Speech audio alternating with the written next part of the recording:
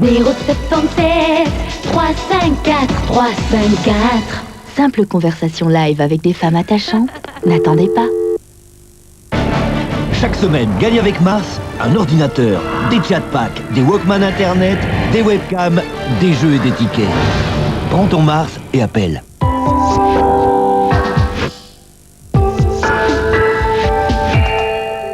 Ils ont répondu à l'invitation du créateur Michael Caine. Qui est Thomas Ursa? Ah oui, on s'est rencontrés dans l'ascenseur. Tu es un romancier. Tu n'imagines que de la fiction. Cette Anglaise-là, c'était la plus romantique. Les personnages ont quitté le roman pour sauter dans la réalité. Une Anglaise romantique, vendredi à 20h30 et 23h05 sur Club RTL. Réforme de l'État à 24 heures du vote au Sénat. Le gouvernement n'est toujours pas sûr d'avoir une majorité. Les ouvriers de Continental à Herstal ont voté pour le plan social de fermeture de l'usine. Olivier Rochus au deuxième tour. À Roland-Garros, il a éliminé le Suisse Rosset ce midi.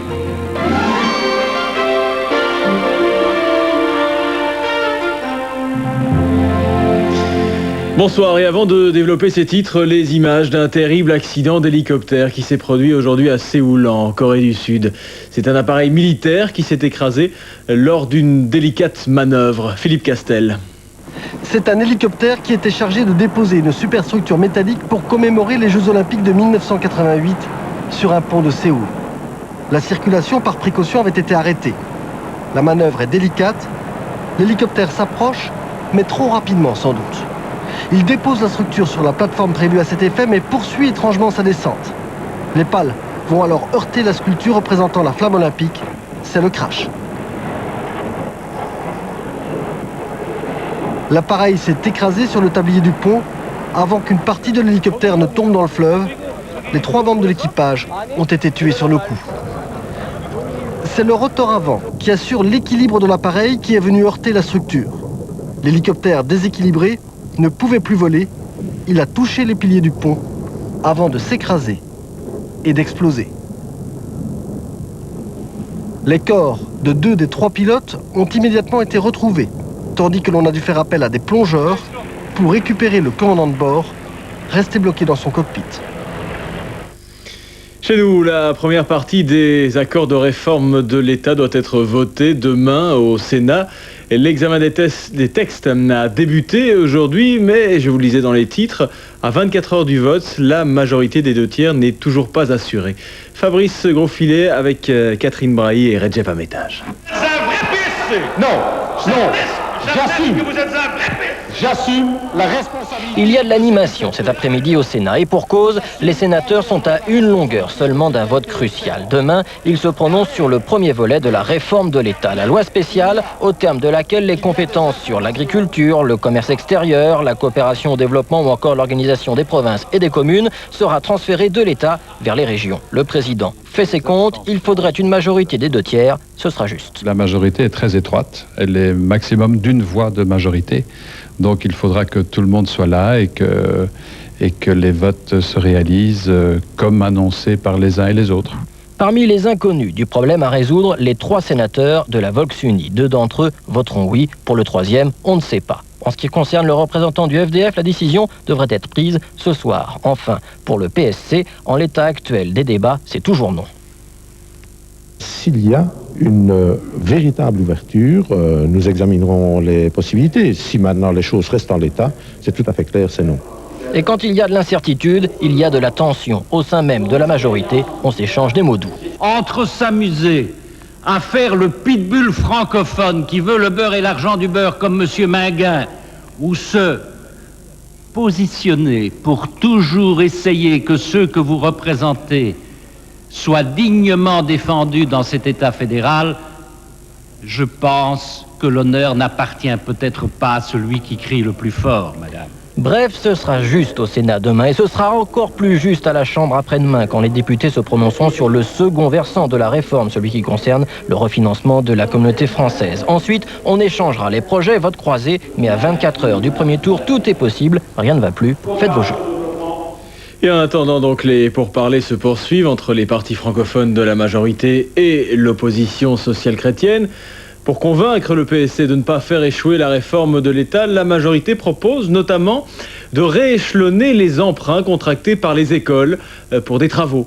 Un projet qui arrangerait bien de nombreux établissements, comme par exemple l'école libre de Fontaine-l'Évêque, près de Charleroi. Luc Maton, Didier Clip. En 81, on a dû reconstruire certaines classes pour étendre un petit peu l'école et pour pouvoir avoir une cohabitation avec le secondaire. Et puis en 88, nous avons construit un préau. Bilan total, un emprunt de 19 millions de francs belges, 470 977 €.